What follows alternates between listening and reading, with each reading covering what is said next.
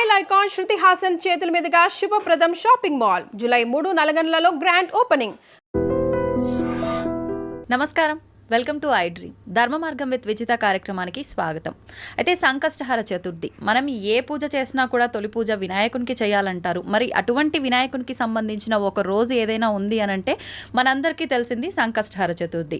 ఆ రోజున మనందరం కూడా వినాయకునికి రకరకాల పూజలు చేస్తుంటాము, ఉపవాసం ఉంటూ ఉంటాము. ఇలాంటి రకరకాల ఆచారాలు అయితే మనం పాటిస్తూ ఉంటాం. అసలు నిజంగా ఆ రోజున చేయాల్సిన విధి విధానాలు ఏంటో ఇప్పుడు వారితో మాట్లాడి తెలుసుకుందాం.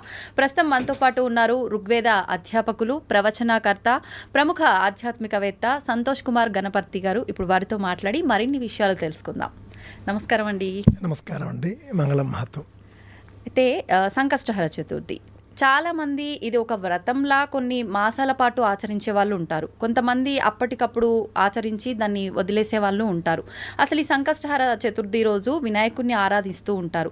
ఆరాధించడం వల్ల కలిగే ఫలితం ఏంటి?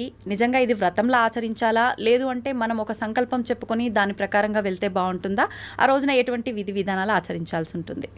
మనం సంకష్టహర గణపతి అంటామండి. గణపతికి 32 రూపాలు మనకు కనిపిస్తాయి.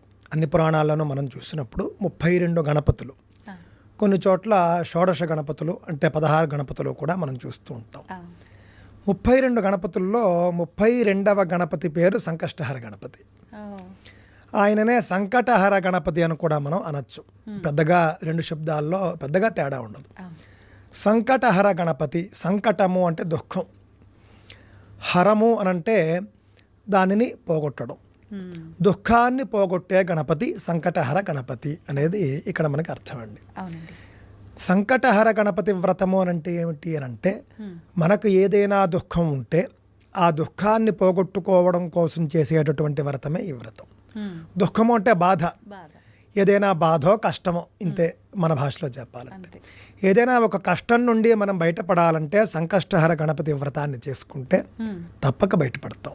ఇది వ్రతం అంటే ఇందాక నేను అన్నట్టుగా ఆ ఒక్కరోజు మాత్రమే పరిమితం అయి ఉంటుందా, లేదంటే కొన్ని నెలల పాటు, రోజుల పాటు అలా ఆచరించాలి? దీనికి కొన్ని నియమాలు చెప్పారండి. సంకష్టహర గణపతి వ్రతం అనేది ఒక చెవితి నాడు మొదలుపెట్టి 21 సంవత్సరాల పాటు చేయడం అనేది ఒక దీక్ష ఉంది. అది మొదలు పెట్టడం కూడా శ్రావణ మాసంలో కృష్ణపక్ష చవితి నాడు మొదలు పెట్టాలి. 21 సంవత్సరాలు తీసుకునేవాళ్ళు. ఒకవేళ మధ్యలో ఏదైనా చేయలేక ఆటంకం వచ్చింది అని అంటే? ఆటంకం వచ్చినా పర్వాలేదు, అస్సలు చేయలేని పరిస్థితుల్లో ఆ నెల విడిచిపెట్టినా ఇబ్బంది లేదు. కానీ 21 సంవత్సరాలు దాన్ని కొనసాగించేట్టుగా, ఇప్పుడు ఉదాహరణకి ఎవరైనా ఒక నెల మొదలు పెట్టుకున్నారు, శ్రావణ పక్షంలో వచ్చేటటువంటి శ్రావణ మాసంలో వచ్చే సంకష్టహర చతుర్థి నాడు మొదలు పెట్టుకుని వాళ్ళు 21 ఏళ్ళు చెయ్యాలి. మధ్యలో వాళ్లకు ఆశౌచాలు వస్తాయి. ఎవరైనా ఇంట్లో కాలం చేసినప్పుడో, ఎవరైనా పుట్టినప్పుడో కుదరదు. కాబట్టి అప్పుడు 2 మార్గాలు ఉన్నాయి. ఆ నెలకి విడిచిపెట్టి తదుపరి నెలలోనే కొంచెం ఎక్కువగా పూజ చేసుకోవడమో, లేదా చెవితి నాటికి వాళ్ళు ఆశౌచంలో అంటే మైలలో ఉన్నారనుకోండి, మైల తీరిన రోజున ఒకసారి పూజ చేసేసుకోవడం, అలా చేయొచ్చు. అంటే అది చవితి రోజు చేసిన పూజ కిందకే వస్తుంది, అదే ఫలం వస్తుందండి. ఏమీ ఇబ్బంది లేదు. ఎందుకు అంటే మీరు చేయడానికి సిద్ధంగా ఉన్న కాలం మీకు సహకరించలేదు కాబట్టి మైల రోజున ఒకవేళ వ్రతం అయితే కనుక మైలలో ఉన్నప్పుడు వ్రతం వస్తే ఆ రోజు వదిలేసి 10 రోజులు అయిపోయిన తర్వాత, శుద్ధి అయిపోయిన తర్వాత తదుపరి రోజే చేసుకోవచ్చు. ఆ విధంగా 21 సంవత్సరాలు కూడా పూర్తి చేయడం చాలా మంచిది. ప్రస్తుతానికి ఇప్పుడు సరేనండి, మీరు చెప్పేవన్నీ చాలా అసందర్భంగా ఉన్నాయి. 21 సంవత్సరాలు 12 చతుర్థులు ఎవరు చేస్తారు? ఇదేమీ అయ్యే పని కాదు, మీరు సులువుగా చెప్పండి అని అంటే ఇంకో మాట చెప్పారు. చేస్తే జీవితాంతం చేయమన్నారు. మొత్తం జీవించి ఉన్నంత వరకు చేయవచ్చు. లేదు, అంత అవకాశం లేదు, కనీసం 21 సంవత్సరాలు చేయమన్నారు. అది అవకాశం లేదు, 1 సంవత్సరంలో 12 చెవితులు చేయమన్నారు. ఇదేదో బాగుంది. అది కూడా అవకాశం లేదనుకోండి, ఎప్పుడు అవకాశం ఉంటే ఆ చెవితి మాత్రం చేసుకుంటూ ఉండొచ్చు. ఇది సంకష్టహర గణపతి వ్రతం యొక్క ఇదండి. ఇది అసలు చాలా సులువైనటువంటి పూజ అండి, చాలా సులువైనటువంటి వ్రతం. ఎలా అండి, ఎలా చేయాలి? ఏదైనా ఒక పూజ అనేసరికి మనకి ఏదో సంబారాలు, వస్తువులు, అవి ఇవి ఏర్పాట్లు కంగారు పడతారు, ఏమీ లేదు. ముఖ్యంగా ప్రదోష కాలానికి చెవితి ఉన్న రోజు తీసుకోవాలి మొట్టమొదట. అంతేనండి. ప్రదోషము అనంటే సూర్యాస్తమయ కాలం నుండి 48 నిమిషాల కాలానికి ప్రదోషము అని పేరు. ఓకే. ఉదాహరణకు 6 గంటలకి సన్సెట్ అనుకోండి, సూర్యాస్తమయం అనుకోండి, 6:48 వరకు మీకు ప్రదోషకాలం ఉంటుంది. ఓ. కావున ప్రదోషకాలంలో చేయవలసినటువంటి పూజ కాబట్టి ప్రదోషకాలానికి చెవితి ఉండేట్టు చూసుకోవాలి. ఏదైనా ఒక మాసంలో కృష్ణపక్షంలో ప్రదోషకాలంలో చెవితి ఎప్పుడుంటే అది సంకష్టహర చతుర్థి అని పిలువబడుతుంది. అందుకే మీకు తదియ రోజే వచ్చేస్తుంది. ఎందుకనంటే తదియ మధ్యాహ్నం వరకు ఉంటుంది, అవును. సాయంకాలానికేమో చెవితి ఉంటుంది. సాయంత్రం 4 వరకు తదియ ఉండి ప్రదోషకాలానికి చెవితి ఉన్నప్పుడు మీకు ఆ రోజునే సంకష్టహర చతుర్థి వచ్చేస్తుంది. చాలామంది ఈ రోజు చేసేస్తున్నారు, కానీ ఈ రోజు ప్రదోషకాలానికి చెవితి లేదు. మీరు కావలిస్తే చూడండి, ఈరోజు రాత్రి సోమవారం. అంతేనండి, ఈరోజు సోమవారం నాడు నవంబర్ 18వ తేదీ మీకు సాయంకాలము ప్రదోషకాలంలో మీకు చెవితి లేదు. Okay, okay. 19వ తేదీ మంగళవారం సాయంత్రం ప్రదోషకాలానికే మీకు చెవితి ఉంది. చెవితి ఉంది. కావున ఈరోజు చేయకూడదు. మీకు ప్రదోషకాలంలో చెవితి లేకపోతే ఎలా చేస్తారు? అవును. రేపు ఉంది అనగా 19వ తేదీ మంగళవారం నాడు సాయంకాలం ప్రదోషకాలంలో చెవితి ఉంది. కావున రేపే సంకష్టహర చతుర్థి అనే విషయాన్ని దృష్టిలో పెట్టుకుని ఇప్పుడు మేమేం చేయాలని, ఇంతకాలం మేమేం చేయలేదు, ఇప్పటికిప్పుడు మేము చేద్దాం అనుకుంటున్నాము. 21 ఏళ్ళలో సంవత్సరమో మీరు సంకల్పించలేకపోవచ్చు. ఈ ఒక్క చెవితి చేయండి. అంతే. ఈ ఒక్క చెవితి మీకు ఇప్పుడు ప్రతి ఇంట్లో కూడా ఏవో కష్టాలు ఉంటాయి. పిల్ల పెళ్లి కాలేదనో, ఉద్యోగం రాలేదనో, జీతం రాలేదనో, ఆరోగ్యం బాలేదనో, రకరకాలుగా ఉంటాయి. ఇల్లు కొంటున్నాము, అప్పులు ఇచ్చాము, అప్పులు తీసుకున్నాము, అప్పులు తీరట్లేదు, అప్పులు రావట్లేదు, ఇవన్నీ ఉంటాయి. ఏదో ఒక సమస్య ఉంటుంది. ఆ యొక్క సమస్యను దృష్టిలో పెట్టుకుని ఈ సమస్య పోవడం కోసం నేను సంకష్టహర చతుర్థి వ్రతాన్ని చేసుకుంటున్నాను అని మనస్సులో ముందుగా అనుకోవాలి. ముందు రోజు అనుకోవచ్చు. అనుకున్న తర్వాత సంకష్టహర చతుర్థి రానే వచ్చింది. ఉదయాన్నే లేవాలి. సూర్యోదయానికి ముందే లేచి బావి స్నానమో, చెరువు స్నానమో, పుష్కరిణి స్నానమో, నదీ స్నానమో, సముద్ర స్నానమో, ఇవేమీ లేకపోతే ఇంటి వద్ద మామూలు నీటి స్నానమో చేసి ఆ స్నానం అయిన తర్వాత ఒక్కసారి దేవుని వద్దకు వచ్చి బొట్టు అది పెట్టుకున్న తర్వాత గణపతికి దండం పెట్టుకుని ఈ రోజున ఫలానా కష్టం పోవడం కోసం నేను సంకష్టహర గణపతి వ్రతాన్ని ఆచరిస్తూ ఉన్నాను. ఓ గణేష, నా యొక్క వ్రతం నిర్విఘ్నంగా పూర్తయ్యేట్టు చూడు అని ఆయనకే చెప్పుకుని వ్రతం రోజున స్నానం చేసినప్పుడు ఒక ముఖ్యమైనటువంటి ప్రాక్టీస్ ఉందండి. ఏంటి అని అంటే, మామూలుగా స్నానం చేసేయడం కాకుండా మనం సబ్బు రాసుకుంటాం చూసారా, సబ్బుకు బదులుగా నువ్వులతో స్నానం చేయమన్నారు. నువ్వులే? అవునండి. అంటే తెల్ల నువ్వులు ఉంటాయన్నమాట అండి. తెల్ల నువ్వులు పొట్టు తీసుకుని, మనకి పొట్టు తీసుకుని బయట దొరుకుతూనే ఉన్నాయి, అవి తెచ్చేసుకుని అవి మనం ఒక బౌల్లో పెట్టుకుని ఆ తెల్ల నువ్వులతో ఒళ్ళంతా కూడా రాసుకుని, అంటే ఒళ్ళంతా కూడా రుద్దుకుంటూ స్నానం చేయాలి. ఎందుకండి ఇలా? దీనివల్ల మనకు ఉన్నటువంటి అనేక దోషాలు, కష్టాలు హరింపబడతాయి. కొంచెం నువ్వులు అనేటటువంటివి శాస్త్రీయంగా కూడా చాలా గొప్పవి. దాని వెనుక కూడా అనేక రహస్యాలు దాగి ఉంటాయి. ముఖ్యంగా ఏమిటి అని అంటే, శారీరక దోషాలు పోతాయి, మనలో ఉన్నటువంటి దరిద్రం పోతుంది, దుఃఖం పోవడానికి ఒక మెట్టు మనం ఎక్కిన వారం అవుతాం. తిల స్నానం అంటారండి దీన్ని? అంటే తిల స్నానం అనొచ్చు, తప్పులేదు.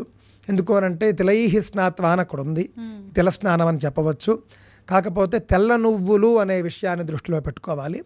పెట్టుకుని చక్కగా మామూలు స్నానంలో మనం సబ్బుకు బదులు ఇది వాడాలంతే ఆ రోజున. దాంతో మీకు వ్రతం మొదలవుతుంది. దేవుడి దగ్గరికి రావడం, ఇందాక చెప్పినట్లుగా సంకల్పం చేసుకోవడం. ఆ సంకల్పం మంత్రోక్తంగా అయినా కావచ్చు, లేకపోతే ఈ విధంగా నోట మాటతో అయినా సరే ఈ రోజు నేను చేసుకుంటున్నాను అని చెప్పవచ్చు. చెప్పిన తర్వాత ఆ రోజంతా ఉపవాసం ఉండాలి, సాయంత్రం వరకు ఉండి సాయంత్రం లోపలే పూజకు సంబంధించినటువంటి ఏర్పాట్లు చేసుకోవాలి. పువ్వులు అవన్నీ కూడాను. ముఖ్యంగా గణపతికి ఇష్టమైనటువంటివి ఎర్రని పువ్వులు, అవి సంపాదించుకోవచ్చు. ఏవైనా సరే, అంటే మన కల్పంలో చెప్పినవి సహజంగా కరవీరం అంటాము, ఎర్రగన్నేరు పువ్వులు, ఇవి గణపతికి బాగా ఇష్టం. గరిక, దూర్వాయుగ్మములు అంటారు, అవి. తెల్ల జిల్లేడు పువ్వులు, ఈ మూడు ముఖ్యంగా మనం గణపతికి పూజ చేస్తాం. ఇవి మూడిట్లో ఏదో ఒకటి సంపాదించుకోవచ్చు, అవకాశం ఉంటే మూడు సంపాదించుకోవచ్చు. గన్నేరు పువ్వులు తెచ్చుకున్నప్పుడు మాత్రం గులాబీ రంగువి ఉండకుండా చూసుకోండి. కొంచెం చాలామంది ఇబ్బంది పడుతున్నారంటే గన్నేరు అనేసరికి తెలియక అవి పింక్ కలర్లో ఉన్నవి ఇచ్చినా కూడా తీసుకెళ్ళిపోతున్నారు. అవును. అలా కాకుండా ఎర్రగా ఉన్నటువంటి గన్నేరే మనకి అసలైన వాటి కింద మనకి లెక్క. ఈ పింక్ అసలు పూజ ఈ పింక్ ఇవి కొంచెం హైబ్రిడ్ అని నా అభిప్రాయం. అందువల్ల వాటిని పక్కన పెట్టి ఏవి దొరకకపోతే సరే, కానీ ఇవి దొరికినప్పుడు ఎర్రటి గన్నేరు తెచ్చుకోండి. ఎర్రటి గన్నేరు పువ్వులు, గరిక, అదేవిధంగా తెల్ల జిల్లేడు పువ్వులు, ఈ 3 ఏర్పాట్లు చేసుకుని సాయంత్రం లోపల అన్నీ సర్దుకుని సాయంకాల పూజకు నైవేద్యానికి ముఖ్యంగా మోదకాలు చేసుకోవాలి. మోదకాలు అంటే ఏమిటి అని అంటే కనుక మన తెలుగు రాష్ట్రాల్లో బాగా చేస్తూ ఉంటారండి. కజ్జికాయలు అని అంటారు. కజ్జికాయలు అని అంటే ఒక బియ్యపు పిండితో చేసినటువంటి ఒక పేస్ట్ లాంటిది ఉంటుంది. దాని లోపల ఒక రకమైనటువంటి పిండిని పెట్టి దీనిని ఆవిరి పడతారు. ఇదైనా కావచ్చు. అదే విధానంలో నెయ్యిలో వేయించడం కూడా ఉంది. కావున ఈ రెండిట్లో ఏదో అవకాశం ఉంటే అది. నెయ్యిలో వేయించడం, కొంతమంది నూనెలో వేయించేస్తున్నారు, నెయ్యిలో వేయించాలి లేదా ఆవిరి పట్టాలి.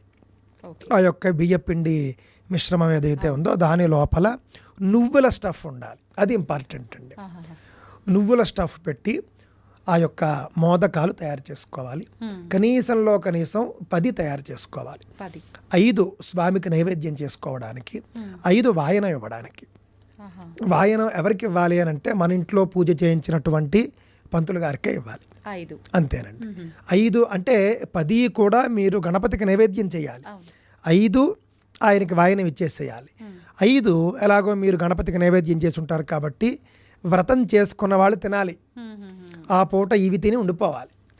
ఇంకా రాత్రి వేరే భోజనం ఏది కూడా చేయకూడదు. ఖచ్చితంగా ఇది పురోహితుల సమక్షంలోనే చేయాలా అండి? ఎవరికి వాళ్ళు చేసుకుంటే మనకు అవకాశం ఉంటే చేస్తారు. ఇప్పుడు చాలా మంది శక్తి ఉన్నవారు మేము పండితులతోనే చేయించుకుంటామండి అనుకున్న వాళ్ళు చేయించుకోవచ్చు. లేని వాళ్ళు చక్కగా సంకష్టహర గణపతి వ్రతం అనేది అందరికీ అందుబాటులోనే ఉంటూనే ఉన్నాయి. పీడిఎఫ్లు అవిని పెట్టుకుని చేసుకోవచ్చు, చేసుకోకూడదని లేదు. కానీ పురోహితుడి సమక్షంలో అయితే కనుక కొంచెం వైదికంగా శాస్త్రీయంగా జరుగుతుంది. మంత్రం ఉంటుంది. మనం కూడా ఆయనకి మరి ఉపాయనం అంటే వాయనం దానం ఇస్తాం కదా, ఆ దానం వల్ల కొంత ఫలం వస్తుంది. ఈ మోదకాలతో పాటు వాళ్ళకి ఇంకేం ఇవ్వాల్సి ఉంటుంది? మనం తాంబూలంలో మన శక్తిని బట్టి సంభావన ఇచ్చుకుంటే బట్టలు, ఇంకా వాళ్ళ ఇష్టం ఏదైనా శక్తిని బట్టే, అంతకుమించి ఇంకేం లేదు. కాకపోతే అండి నేటి రోజుల్లో స్వామి మీరు ఎలా అంటారు, మేము ఎవరినైనా పండితుల్ని పిలుద్దాం అంటే వేలకు వేలు అడుగుతారు, కానీ వచ్చినా కూడా చేయరు, డిమాండ్ చేస్తారు, అది ఇది అని అంటే మీ శక్తిని బట్టి ఇస్తామని చెప్పండి. ఆ శక్తికి వచ్చే వాళ్ళతో చేయించుకోండి. లేదు అని అంటే మీరే చేసుకోండి. చేసుకోవడం ముఖ్యం. మీ ప్రయత్నం మీరు చేశారు, మీకు సాధ్యం కాలేదు, మీరు చేస్తే దేవుడు తీసుకోవడం ఏం లేదు, బ్రహ్మాండంగా స్వీకరిస్తాడు. అందులో చెప్పిన విధంగా మీరైనా సరే పూజ చేసుకోండి.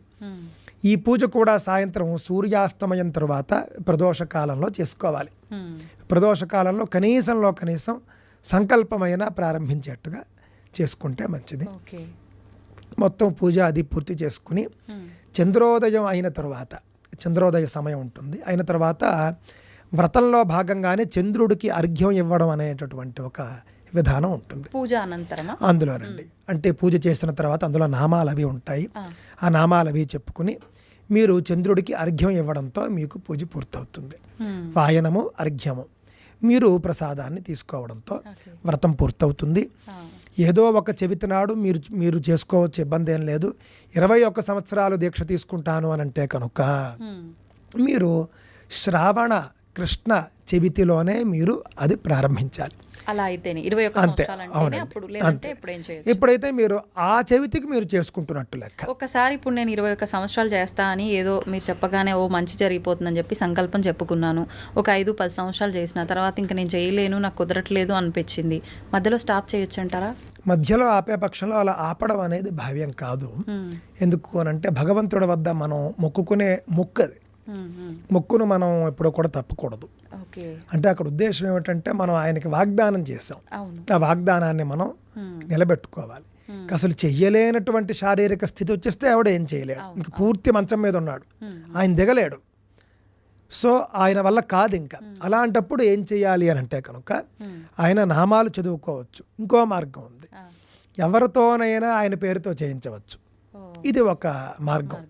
అందుకే పురోహితులతో చేయించుకోవడం కూడా ఉంది. ఆలయాల్లో మన పేరు మీద చేయించడం అనేది అలా వచ్చింది. అస్సలు చేయలేను, ఇంకా నా వల్ల కాదు అన్నప్పుడు నా తరపున కాస్త ఈ పూట చేసి పెట్టండి అయ్యా. ఇంత వ్రతము కూడా అతను చేయాలి మీ తరపున, పురోహితుడనే కాదు, కొడుకు చేయవచ్చు. అంటే మగవారు కూడా చేయొచ్చా అండి ఈ వ్రతం? చేయవచ్చండి. అంటే నేను ముఖ్యంగా వాళ్ళని ఉద్దేశించి చెబుతూ ఉన్నాను. ఆడవాళ్ళు కూడా చక్కగా చేసుకోవచ్చు, అందరూ చేసుకోవచ్చు. చేసుకోలేని వాళ్ళంటే ఈ మీరు చెప్పిన విధంగా సగంలో ఆపేయాల్సిన పరిస్థితి వస్తే ఆపకుండా మన తరపున ఇంకొకరు చేసేట్టుగా పెట్టాలి. ఉదాహరణకి మీకు ఏదో పని వచ్చింది అనుకోండి, ఆ రోజున మీరు చేయాల్సినటువంటి పని ఇంకొకరికి అప్పచెప్తారు. మీరు అయ్యో పలానా ఆయన వచ్చేస్తున్నారు, మనం చేయకపోతే బాగుండదు అని మీరు ఇంకొకరికి అప్పచెప్పి మీ స్థానంలో ఇంకొకరిని కూర్చోబెట్టి మీరు ఇంటర్వ్యూ చేసినట్టుగా. ఇది కూడా అంతే మాట అండి. అయితే ఇది అగతిక పక్షం, అంటే ఇక మీ వల్ల కాదు అన్నప్పుడు చేయాలి. వాళ్ళకి మనం మన తరపున చేసినటువంటి వాళ్ళు బయట వాళ్ళు అయితే మనం వాళ్ళకి ఎంతో కొంత సంభావన ఇచ్చుకోవాలి. మరి ఆ ఫలితం మనం చేస్తే వచ్చేదే వస్తుందా, వేరే వాళ్ళతో చేయించి? అంతేనండి, దాదాపుగా అంతే వస్తుంది మీకు. మన వాళ్ళే చేశారనుకోండి అసలు గొడవ లేదు. ఇప్పుడు ఒకవేళ కొడుకో లేకపోతే భార్యో చేస్తే కనుక కూతురుంటే కూతురు చేయొచ్చు, చేయకూడదని కాదు. ముఖ్యంగా భార్య లేదా కొడుకు చేస్తే మంచిది. ఇప్పుడు కూతురు పెళ్ళి అయిపోయింది అనుకోండి, ఇంకో ఇంటి అమ్మాయి అయిపోతుంది. అందుకని అలా అంటున్నాను అనమాట అండి. ఇది వ్రతం చేయవలసినటువంటి విధానం.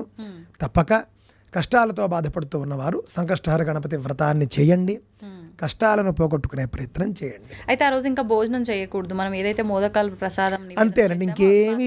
ఇంకా ఆ రోజు మోదకాలు తప్ప ఇంకేమీ తినకూడదు. మరి మరుసటి రోజు ఈ ఉపవాసాన్ని ఎప్పుడు ముగించాలి? మరుసటి రోజు ఉదయం, అంటే ఇంకా దానికి విధి విధానాలు ఉన్నప్పటికీ కూడా అంత అవసరం లేదు. మరుసటి రోజు ఉదయాన్నే స్నానం చేసి ఒక్కసారి గణపతికి నమస్కారం చేసుకుని సూర్యోదయం తర్వాత భోజనం చేయవచ్చు. ఓకే, మీరు చెప్పినట్టుగా పెద్ద హడావిడి అదంతా ఏమీ లేదు, అవసరం లేదు. మీరు షోడశోపచార పూజా సామాగ్రి, మోదకాలు, పువ్వులు, ఇంతే కదండి చెప్పింది, ఇంకేమున్నాయి ఇందులోని. మీ ఖర్చు కూడా 500 దాటదు. అవును, పోనీ మహా అంటే 1000 అంతే. మీరు పువ్వులు కాస్ట్ అండి బాగాను అని అంటే 1000 రూపాయలతో మీకు వ్రతమే అయిపోతుంది. అక్కడ మనకు పెద్ద కాస్ట్ ఉండే పువ్వులు కూడా ఏం లేవండి, జిల్లేడు పువ్వులు మనం మీకు దొరికేటటువంటి అంతే. ఈ పువ్వులు, ఎర్రటి పువ్వులు ఒకటే కొనుక్కోవాలి, గన్నేరు పువ్వులు. ఆ విధంగా చక్కగా చేసుకోవచ్చు. ఖర్చు తగ్గించుకుని కూడా చేసుకోవచ్చు. ఒకవేళ పండితుడిని పెట్టుకుంటే గంట సేపు పూజ చేయించుంటాడు కాబట్టి మీ యొక్క ప్రాంతాన్ని బట్టి 1000 రూపాయలతో మొదలుపెట్టి మీరు శక్తిని బట్టి ఇచ్చుకోవచ్చు. మళ్ళీ ఆ రోజు ఆలయానికి వెళ్ళాల్సిన అవసరం ఏదైనా ఉందా? ఆలయం దగ్గరలో గణపతి ఆలయం ఉంటే మీరు వెళ్ళవచ్చు. ఇంట్లోనే మీరు గణపతిని ఆవాహన చేసి పూజ చేసుకున్నప్పుడు వెళ్ళి తీరాలని ఏం లేదు, వెళితే మంచిదే. సంతోషం అండి, చాలా చక్కగా వివరించారు. ధన్యవాదాలు. స్వస్తి.